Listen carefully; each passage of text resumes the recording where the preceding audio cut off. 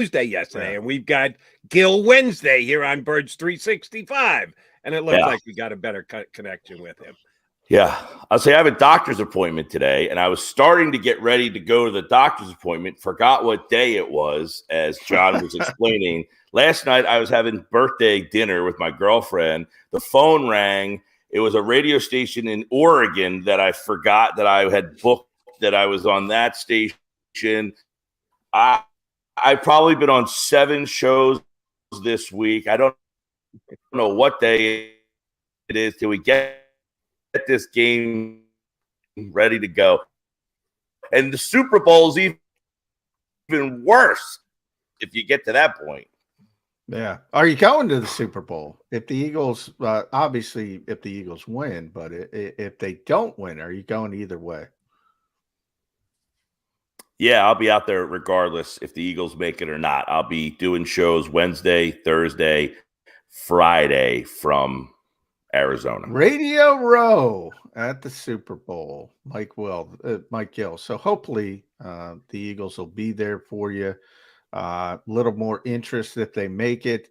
You know, one of the things Jonathan Gannon was talking about going back to the 2018 championship game, because he was here as a member of the Vikings coaching staff, and he remarked how difficult the environment was. And I was here, and I can back him up there. But then I asked him later in the same press conference, is that more difficult on a young quarterback like Brock Purdy? And he said, no. What do you make of that? It can't be one or the other. I would imagine he's trying to keep the bulletin board material away. We saw what happened with Case Keenum in that game. I mean, there's a lot of parallels. That was a 13-3 team. Right, that's a 13-3 team. Keenum was having a great year, and he became Case Keenum in that moment. Look, if Purdy makes the Super Bowl, he would be the first rookie quarterback to ever win this game. And the guys who lost in front of him, you know, two of them have Super Bowl titles: Roethlisberger, Flacco, Mark Sanchez lost, and Sean King. So this is something that would continue this unbelievable story for Purdy. If he wins, he would be the first player to ever win as a rookie in this game. He would also be the second least amount of starts in his career. Hostetler started 4 games in his career when he won. Purdy has 5 career starts in the regular season leading into this. So what he would do to win this game, it would be historic. And we've seen some things in this town that we're like, are you kidding me? Brad Johnson won a game here. Jake Delhomme won a game here. Those guys weren't top of the level quarterback. So I'd hate to see Brock Purdy make history, but John Gannon, I think, is trying to keep the bulletin material to a minimum. Agreed. And 2 of the winners this week were the Iowa State program and the Oklahoma program. And Oklahoma doesn't usually need help, but it seems these days like they could use a little bit of a helping hand. That whole Brock Purdy, Jalen Hurts showdown game is getting not only Philadelphia coverage, but national coverage as well. When these 2 guys matched up back in college 4 years ago, does it really have anything to do with the game between the 49ers and the Eagles this week?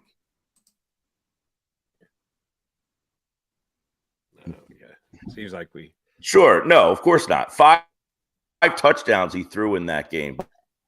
By the way, Purdy, he outperformed Hurts on that stage, but this stage here, look, Purdy's been an unbelievable story, and I should get like some story.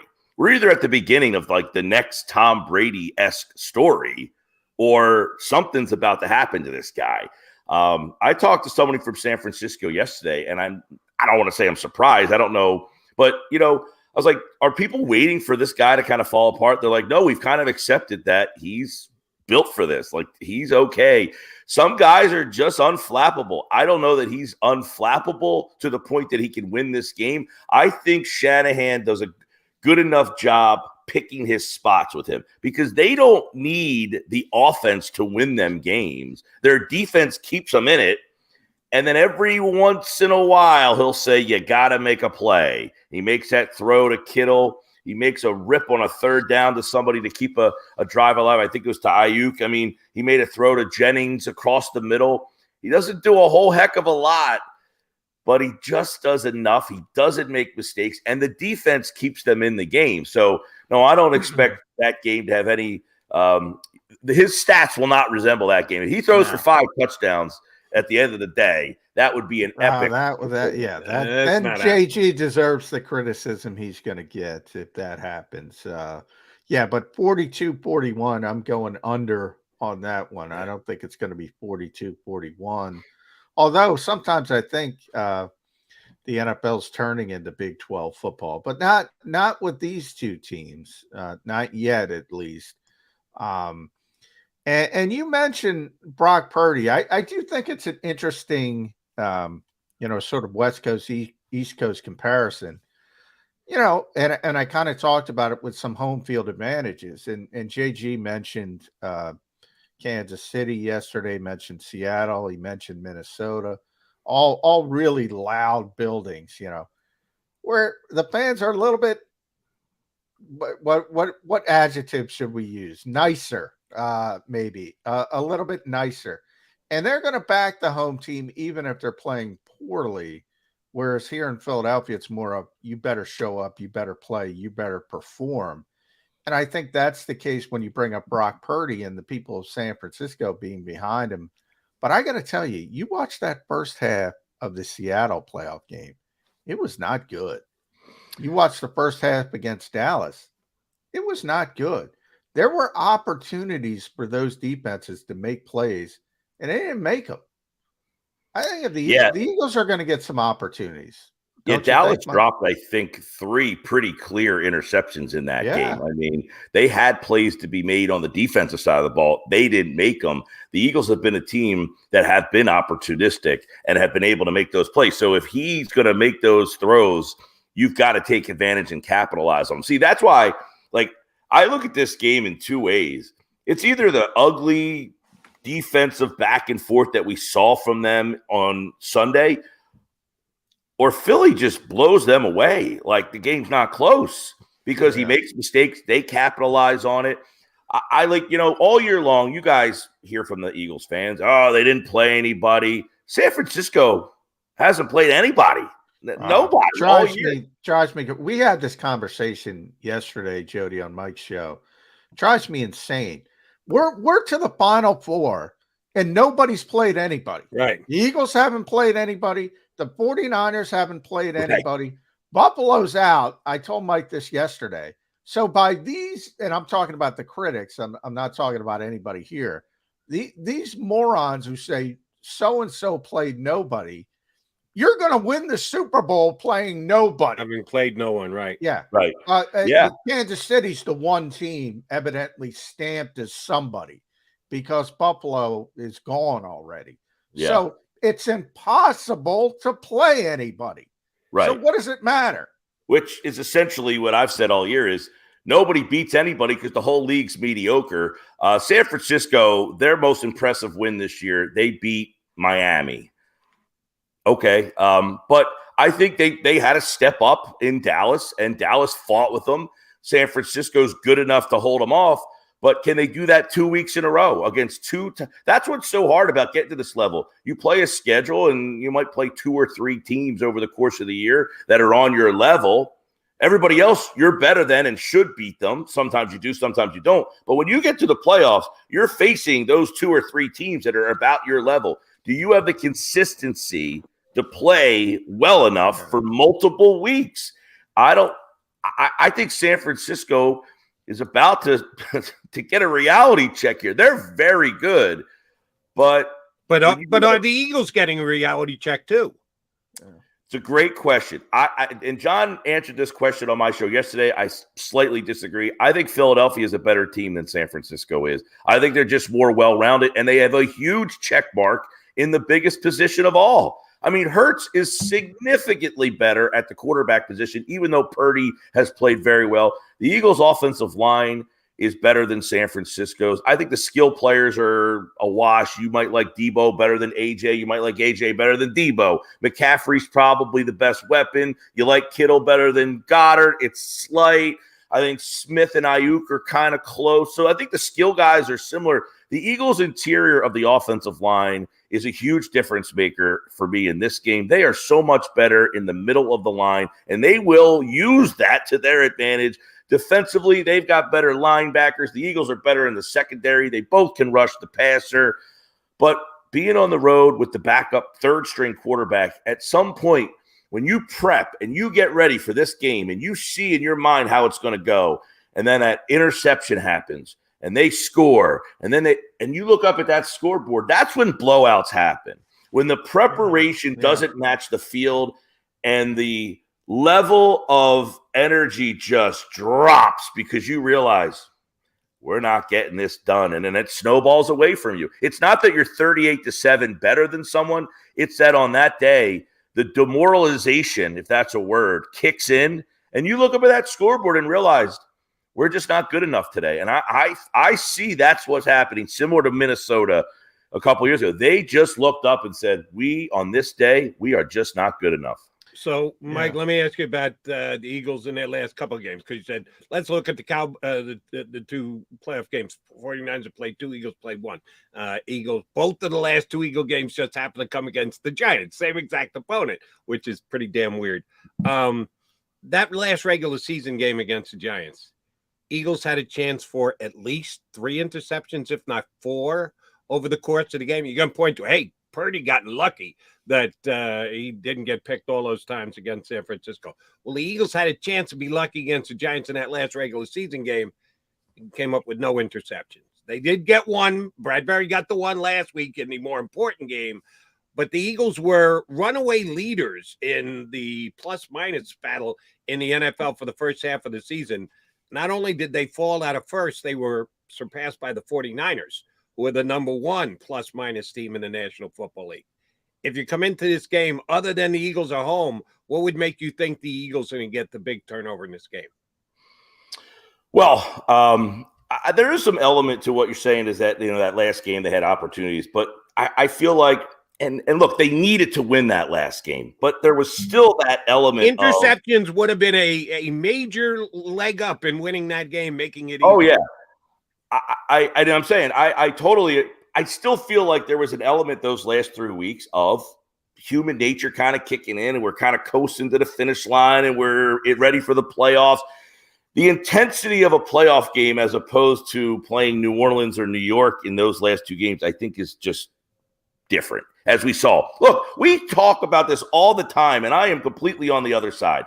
Oh, you got to be the hot team. You got to look good. You know, the Giants played their best game. They looked the best they could. The Eagles haven't played a good game since week 14. They kicked their ass. What did it matter that the Giants looked good the week before? Nothing that happens the week before carries over to the next week. We see it all the time. And yet we still want to say, you got to look good. Preseason game. I want to see him come out and get a good drive in this. Who gives a crap? What do you do on that Sunday when it's right there? You have 6 days. Those 6 days, there's no carryover from what happened the week before. All right, so the almost interceptions by Purdy last week, they've completely disappeared.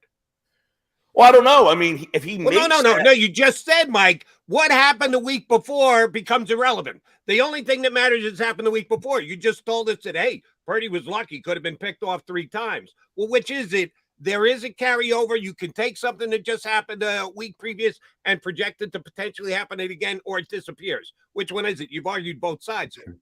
Well, I'm saying if he makes those throws again, I don't know that he will. If he throws the ball and it is off target and you have an opportunity to make an interception, you got to make the play. You don't know that play is going to be afforded to you. But when it comes your way, you better make it, just because he did it 3 times. Look, Dak Prescott made 2 terrible throws last week. Against Philadelphia, he didn't make those throws. He made them all perfectly. Yeah. He stood in there and made every throw. You can't account for what's going to happen, but when the moment comes to you, are you big enough to stand up in the moment? And that's what makes a great team, is that, hey, I don't know when it's going to be my turn, but if that guy makes a mistake, like James Bradbury last week, the mistake was made and he read his keys, he was prepared, and he made the play.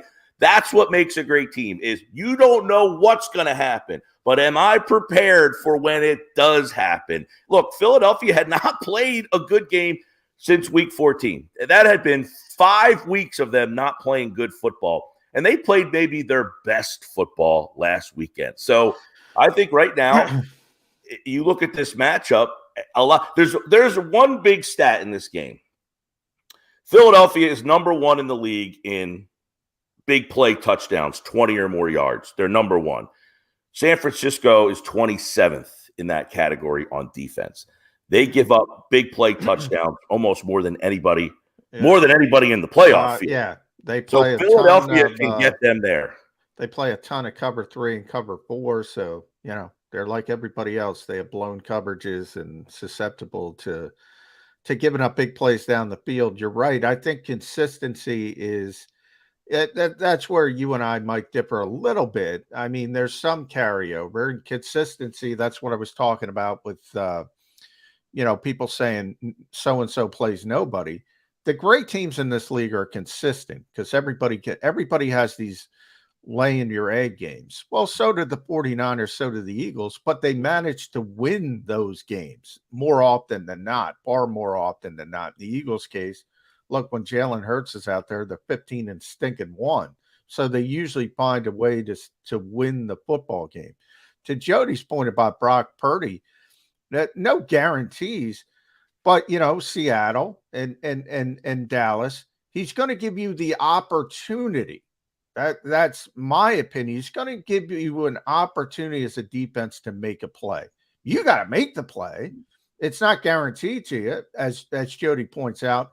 The Eagles had plenty of opportunities to intercept Davis Webb in week 18. They weren't able to do it. And 19-0 could have been 30-0, and the snowball would have been down the hill. But all of a sudden, they're trying an onside kick and have a chance. They never had a chance, but technically, they had a chance to win the game. If you don't make those plays, that's why Seattle's sitting at home right now. That's why Dallas is sitting at home right now. So the Bradburys of the world, the Slays, the Chauncey Gardner-Johnsons, the Devonta Maddox is out there. If they're given the opportunity, they got to make the play. Back in 2018, Patrick Robinson made the play. And all of a sudden, here comes the snowball. I think the same thing happens this time if the Eagles make the plays that are the opportunities are there. But, hey, dropped interception is a dropped interception. Go to the next and how play much for the offense. And I guess like every week you learn more material. How many times is Shanahan going to put his quarterback in position to make that mistake? So, yeah, he may have made 3 mistakes last week, but maybe Shanahan dials him back to try to minimize the opportunities that come the defense's way and say, I just can't let him rip it 30. I think he threw the ball 29, 30 times last week. So he's already trying to limit him. Is he going to dial that back to 25? Is he going to make it 21? Yeah, he did it with Jimmy when they made the Super Bowl against Kansas City.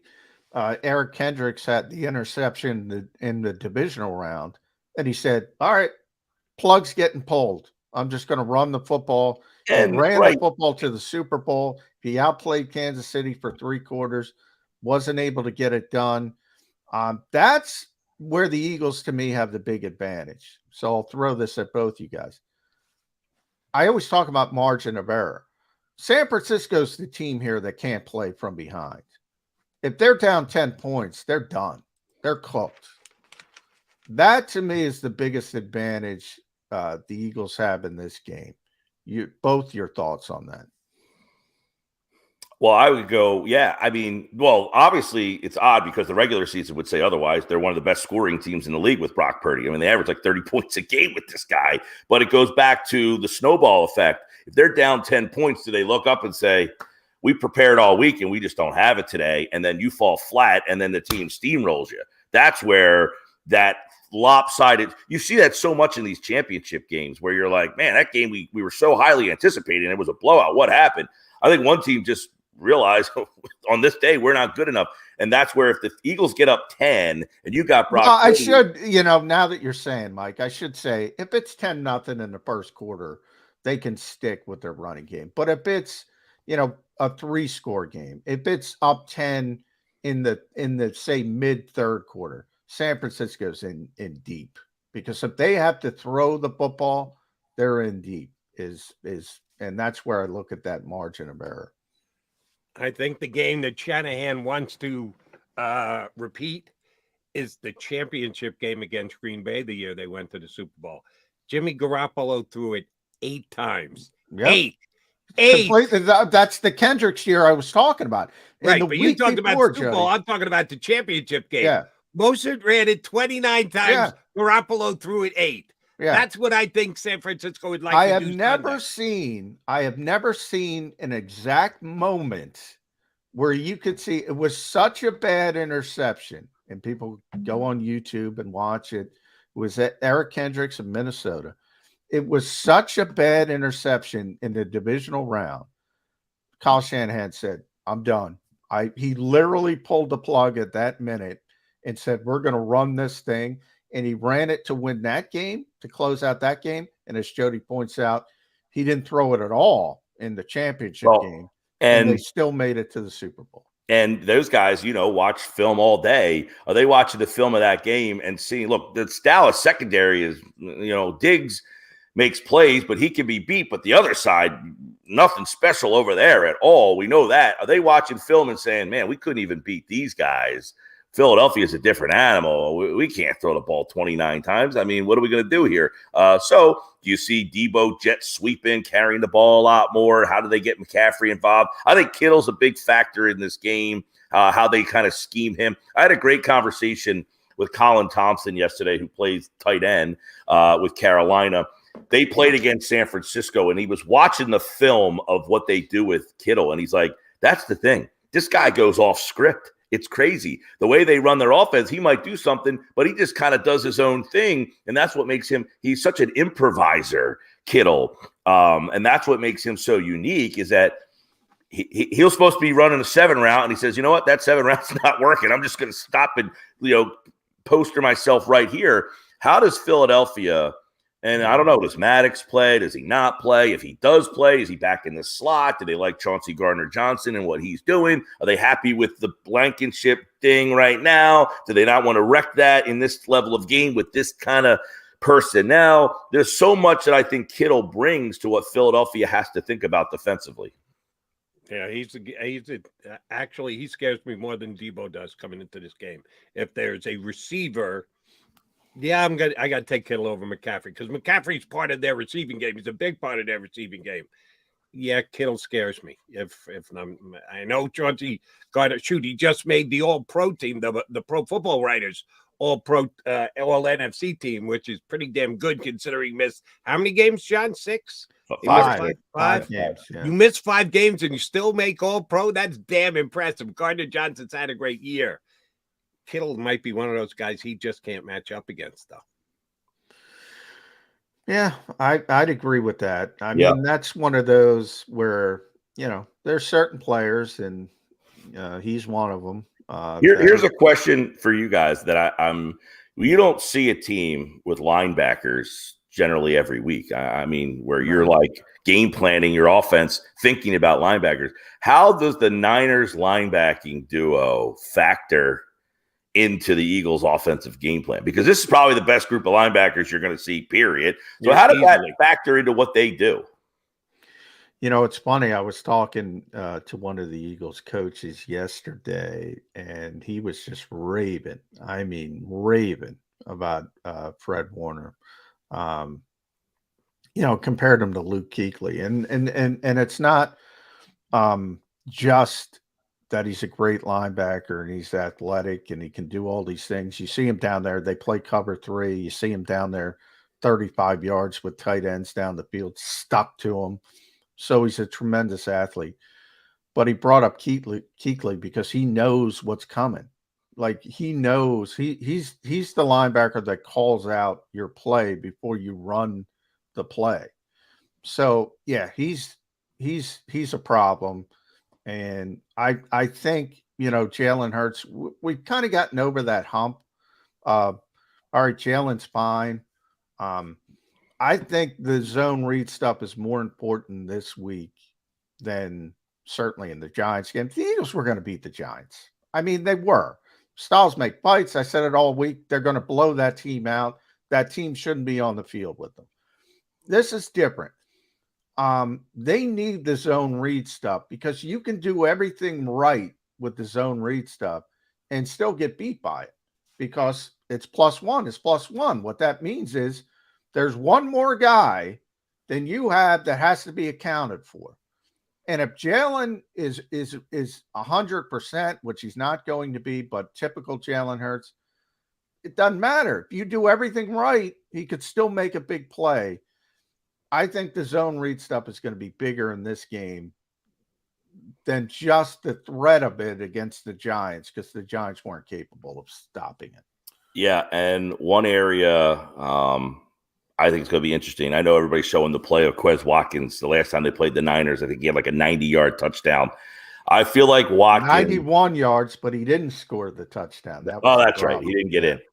I feel like Watkins hits you on a seam like every 5 or 6 weeks. He kind of gets you. Yeah. We haven't heard his name. When was the last time you heard Watkins' name? Well, he hasn't played well. And last week they played more Zach Pascal than Quez Watkins. Yeah, but this is a team that gives up the big play and the seam, and the safeties on this team can be beat. Don't be surprised. All right, I know it's almost time for me to go, but if we come back and you say, all right, man, the big Quez Watkins, Quez Watkins play, man, he came. Wouldn't it be a guy, Patrick Robinson, gets an interception? No one knows who Patrick Robinson is. He's the guy now that everybody remembers. Watkins. But Patrick Robinson had a good year. The best slot cornerback in football. He did. He had a great year. But Quez is like, I have no problem. You want to take a shot to Quez Watkins? He can run by anybody. Just don't get him involved in the game. I don't want 5 touches for Quez. No, just one time that he gets past the defense, maybe early in the game, sets the tone of, as I mentioned, the big play. That this team gives up the big play, and we're going to show you that you give up the big play by sneaking this guy past you. So something like that. And, oh, by the way, I gave Quez his props last week. He was downfield blocking on that, oh, by the way, Kenny G touchdown at the end. He was probably a little ticked off because his playing time got cut, but he was still working hard to get Gainwell into the end zone. So I'll give him his props. Now, will he get that touchdown you're banking on over the top, Gill? We'll have to wait and see on Sunday. But if it does, it could be a backbreaker. You could be on the By the way, before Mike goes, because it's tradition, we talk about awards. The Eagles usually win awards when Mike is here. They didn't win any awards, but AP and our buddy Rob Motti announcing the finalists for all the awards. Now they give it out at the Super Bowl, NFL Honors. Nick Sirianni, Coach of the Year finalists with Brian Daboll, Kyle Shanahan, Sean McDermott, and Doug Peterson. Those are your finalists for Coach of the Year. Assistant Coach of the Year, it's Lions Offensive Coordinator Ben Johnson, 49ers defensive coordinator DeMeco Ryans, and Eagles OC Shane Steichen. Shane Steichen, finalist for assistant. Your boy JG didn't make the cut for finalist. Did not make it. DeMeco Ryans did. Maybe this game, by the way, what we can make it along with the NFC Championship. We can make it for the Houston Texans job. Winner gets the Houston Texans job. DeMeco Ryans or Jonathan Gannon. See, and I'll stick to what I said here on Birds 365 about 4 weeks ago. If Houston's got a clue, it's not between Ryans and Gannon. It's between Ryans and Steichen because they need an offensive-minded head coach. Well, I will just add 2 cents on the whole head coaching thing. I love how teams and people think because you can design a defense or you're a good play caller that makes you qualified to be a head coach. You're hiring a scheme, you're doing it wrong. That's the cliche, and everybody does. Understood, but then let me put it to both of you two guys. What would you use as your criteria to hire a head coach? You had to be a head coach previously? Well, look, Nick Sirianni, by the way, I don't know. There was some cockamamie analytics that had Sirianni as the best under pressure coach in the league, and it wasn't close. In other words, he manages the clock. He uses the timeouts at the right time. He goes for it on fourth down when you're, a lot and makes it when you're supposed to, when he uses his time, all that stuff. To me, you could be a great schemer, call great defenses, call great plays, call great offenses. Do you know how to manage the clock? That's what kills these teams in the end. Yeah. In the end, you can call a great game. You can call a great game. You can call a flawless game. But if you can't manage the clock, you should have a guy standing next to you who's a mathematician wizard, and he's telling you how to manage the clock. Why would a guy who designs a great defense, why would we expect a guy who runs a great defense or offense know how to manage the clock? Why? Why do we think these guys are some mathematician wizards that know that Cowboys game was a travesty last week? Yeah, that they Mike's the CEO coach, so that's what I'm saying. He's a CEO coach who doesn't have any business being in the CEO role because he doesn't know how to manage the clock. Yeah. Well, to answer Jody's question, my opinion is leadership and teaching ability is what makes great head coaches. So bottom line is you got to interview people, and you got to make decisions on those interviews and getting to know these people.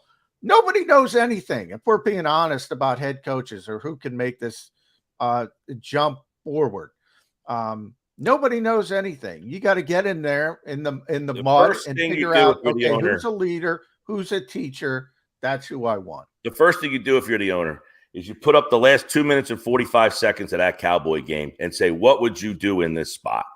I mean, that play, he gets sacked at 250.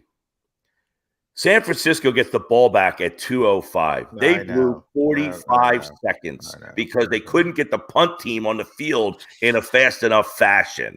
Yeah, you should have had look that at Mike McDaniel, and he had a chance to upset Buffalo, the biggest fraud in the NFL this year.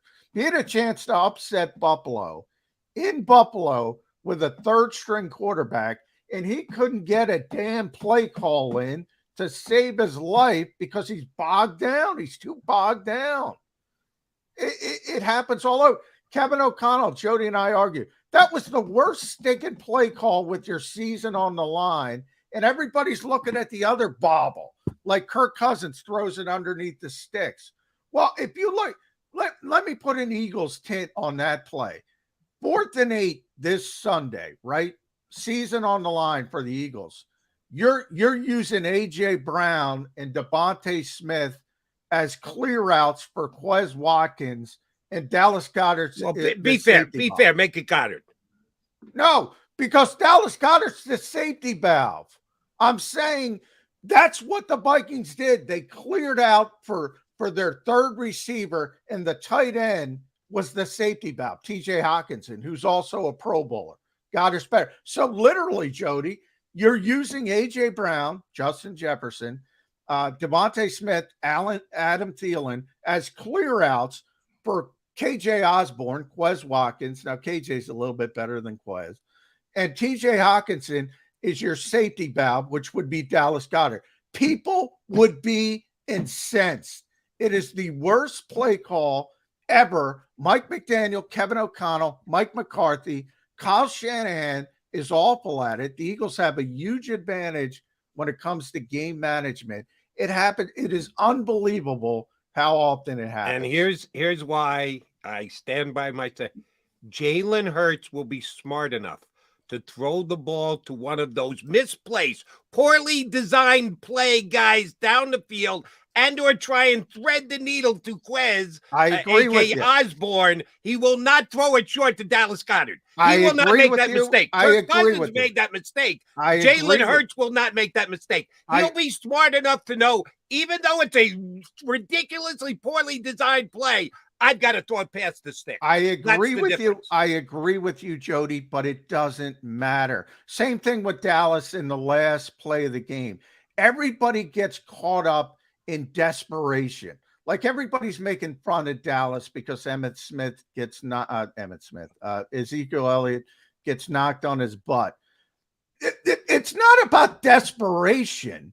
It's not about what you do in desperation. What got you into that desperate situation? That's the bigger issue. And everybody gets, oh, that's a disaster on the last.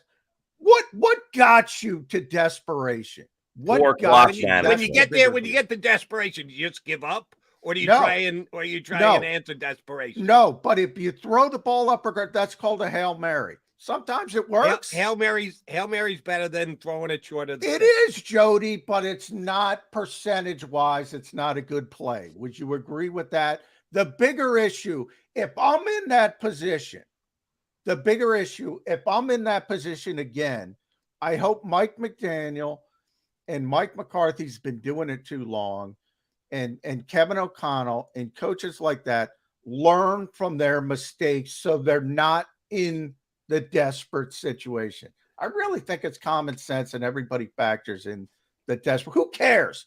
Desperation, game's over. Desperation comes from poor clock management. Exactly. That got you there. Exactly. Right, but that you have to deal with desperation. When desperation stares you in the face, you got to deal with it, and you got to make the But play. that's not. But and that's Kirk like Cousins didn't. that's like 5% of the problem. Right. 95% of the problem is the stupid stuff you did before that. That's my point.